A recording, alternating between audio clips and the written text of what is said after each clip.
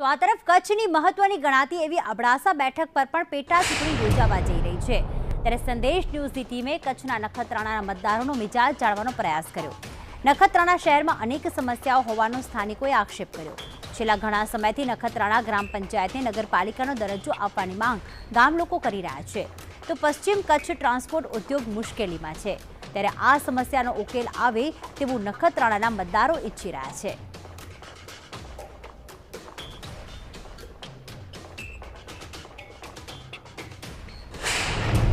બેઠકની પેટા ચૂંટણી યોજાવા જઈ રહી છે। ભાજપ અને કોંગ્રેસે પોતાની તૈયારી શરૂ કરી છે, ત્યારે આપણે છીએ હાલ નખત્રાણા પશ્ચિમ કચ્છનું સૌથી મોટું શહેર માનવામાં આવે છે। આ વિસ્તારની શું સમસ્યાઓ છે તે જાણવાનો પ્રયાસ કરીશું। આપણી સાથે અહીંના લોકો છે તેમની સાથે વાત કરીશું।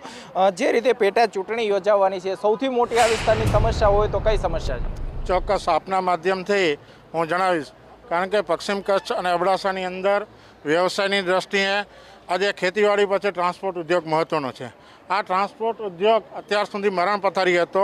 આ કોરોના કાળની અંદર ઘણી બધી સમસ્યાઓ થઈ, તો આજે ગ્રામ પંચાયત નખત્રાણાનું 1 રૂપિયાનું કામ થતું નથી। નખત્રાણામાં એક આપણું ગ્રુપ કરીને એક માધ્યમ ઊભું થયું। આ ગ્રુપ અત્યારે પંચાયત ચલાવે છે એવું લાગે છે, કારણ કે પંચાયતના હરેક કાર્ય આપના ગ્રુપના માધ્યમથી થાય છે। પંચાયતના સભ્ય કે કોઈ દ્વારા કોઈ વહીવટ કામગીરી થતી નથી। ખાસ કરીને અહીંના જે પૂર્વ ધારાસભ્ય છે તેમને શું આ વિસ્તારમાં કામ કર્યા છે, તેના કામગીરીથી તમે કેટલા સંતુષ્ટ? પૂર્વ ધારાસભ્ય શ્રી ખૂબ રજૂઆત કરી છે, અને એમને એક તો આપણી જે ગ્રાન્ટ સરકારી સ્કૂલ છે એને ગ્રાન્ટ મળે એની જાણ કરી છે।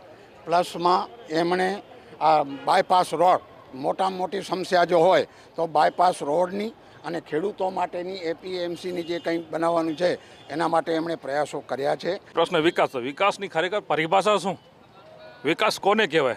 મારા બાપ દાદા પાપટૂન પહેરતા હતા, હું અત્યારે જીન્સ પહેરું છું, એને શું વિકાસ કહેવાશે? મારા બાપ દાદાની મિલકત વેચી અને હું કંઈક વસ્તુ લેતો હોય એને વિકાસ કહેવાશે? ખરેખર વિકાસ કોને કહેવાય? જો વિકાસ હોય તો બતાવે ને સરકાર। એટલે પદ્મસિંહ જાડેજાને તાકાતથી આજે ભાજપમાં આવ્યા છે તો દરેક પ્રશ્નો આજે સોલ્વ થશે એવું મને લાગી રહ્યું છે।